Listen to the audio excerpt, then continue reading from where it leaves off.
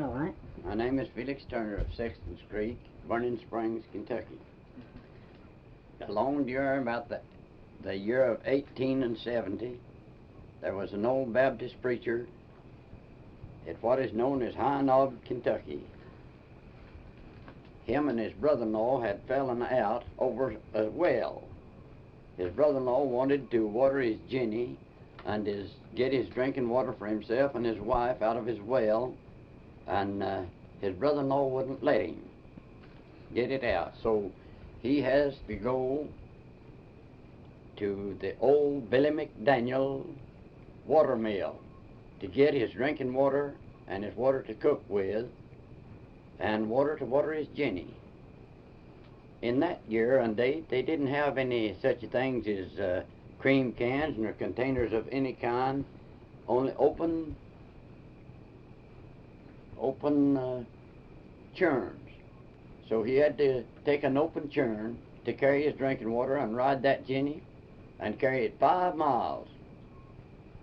And so the old man says to his old lady, says, "I'll have everlasting water of my own." She said, "How are you going to get that?" He said, "I'm going right out here on this dry bank and pray for God to send me everlasting water."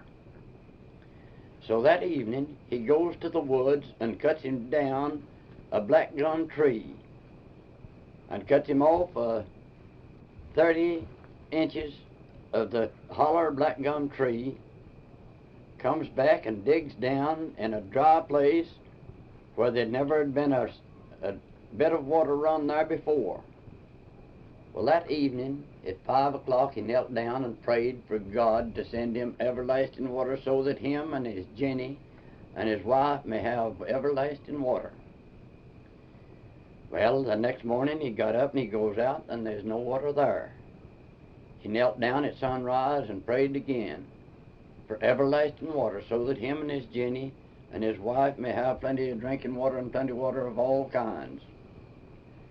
Well, that day there's no water raised, so the next night he knelt down and prayed again for everlasting water.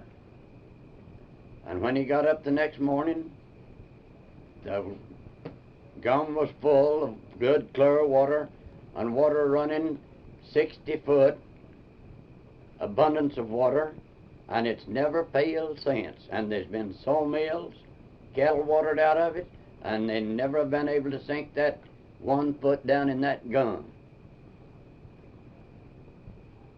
And that happened at High Knob, Kentucky. That's a true fact now. That's a true story. That's a true story. And I can find you 20 different old men and old women that will swear to that fact of that.